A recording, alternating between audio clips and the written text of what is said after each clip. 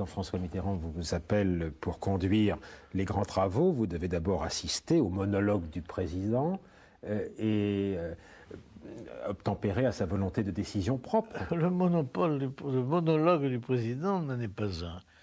Sur le Louvre, le président s'est borné à me dire je voudrais que vous me fassiez le Grand Louvre, c'est-à-dire que vous assuriez l'utilisation de l'ensemble du palais du Louvre par le musée. Qu'on ait discuté tout au long de l'évolution du projet parce que c'était un homme qui s'intéressait à cette affaire, qui en faisait une affaire quasiment personnelle. Et je n'ai rien fait qui s'écarte de sa volonté initiale, mais celle-ci était sous forme de directive. Et je n'ai jamais eu, moi, composé avec ce qu'il me disait. Nous avons, dans le dialogue, constitué peu à peu une réalité d'action. Mais j'avais la maîtrise de la tactique, et dès lors que l'objectif était unique, donner au musée toute la place du palais. Dans l'éventail des grands travaux dont vous avez eu à connaître, quels étaient ceux où l'implication du président était la plus forte? Le Louvre et la bibliothèque, incontestablement. Dirigeant un établissement public, vous étiez en 82-86 au fond plus indépendant que vous ne l'avez été plus tard, quand vous étiez secrétaire d'État auprès du ministre de la Culture. Je n'ai jamais été secrétaire d'État auprès du ministre de la Culture. J'étais posé là pour des questions donc commodité administrative. Et parce que Mitterrand lui-même me l'a dit, il n'est pas dans la tradition de la République, il est un secrétaire d'État auprès du président de la République. Mais moi, je me suis toujours considéré comme dépendant exclusivement de François Mitterrand. Ah oui, donc la notice du Gousgou ou bien la notice de la composition du gouvernement sont un peu exacts. Non, c'est le titre, parce qu'il fallait que ma gestion administrative fût assurée par quelqu'un. Et on n'allait pas créer un corps nouveau dans l'administration. J'ai toujours fonctionné avec des crédits qui étaient mis en dépôt chez un ministre ou chez un autre. Oui, il y avait quand même la possibilité, ça a été expérimenté pendant un mois ou deux, en 1988, quand s'est constitué le premier gouvernement Rocard, de vous détacher auprès du ministre de l'Équipement. J'étais posé j'étais secrétaire auprès du ministre de l'Équipement, qui était Maurice Faure. Maurice Faure.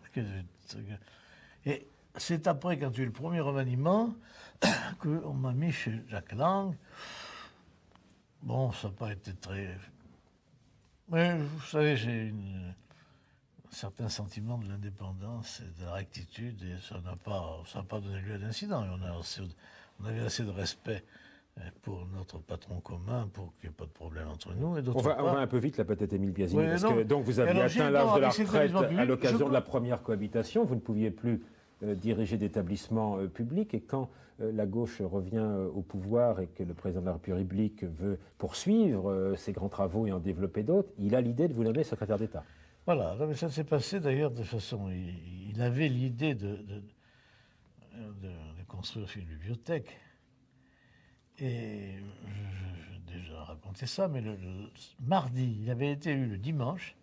J'ai été convoqué le mardi matin à 10h à l'Élysée. Le 10 mai 88. Non, je crois qu'il... Je ne sais plus les dates. Je crois que c'était Vous dites dans votre livre le 10 mai. Ah bon, alors c'est le 10 mai, merci de...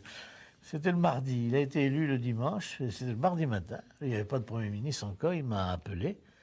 Et là, après les congratulations d'usage, il m'a dit, j'ai 7 ans devant moi maintenant, je voudrais construire une bibliothèque. Et je voudrais que vous la fassiez avec moi. Je lui ai dit, mais je suis à la retraite, alors vraiment, cette fois, dans 6 mois, je ne dois être même pas, puis c'était au mois de juillet. Il m'a dit, qu'à cela ne tienne, je vais vous faire entrer au gouvernement. Je suis tombé des nues, effectivement. Et il m'a posé 2 questions, dont l'une que je n'évoque jamais, que je n'avais jamais évoquée jusqu'ici, aujourd'hui me fait penser beaucoup.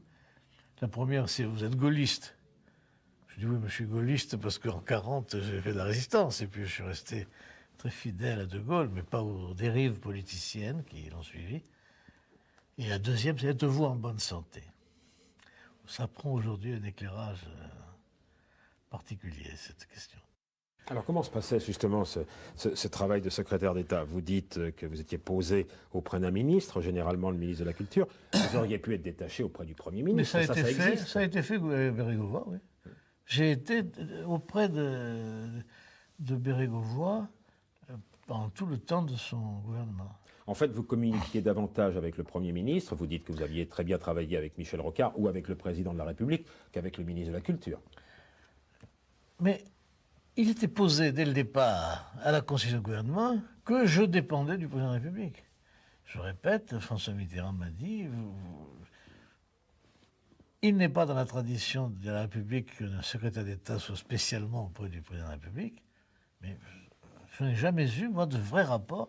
Alors, j'ai eu le rapport, et c'est là où la présence au gouvernement était plus facilitée, car j'avais un rapport différent avec les ministres des Finances, par exemple, qui étaient les principaux, que j'aurais eu si j'avais été à un degré quelconque, même original. Mais il ne faut pas le faire.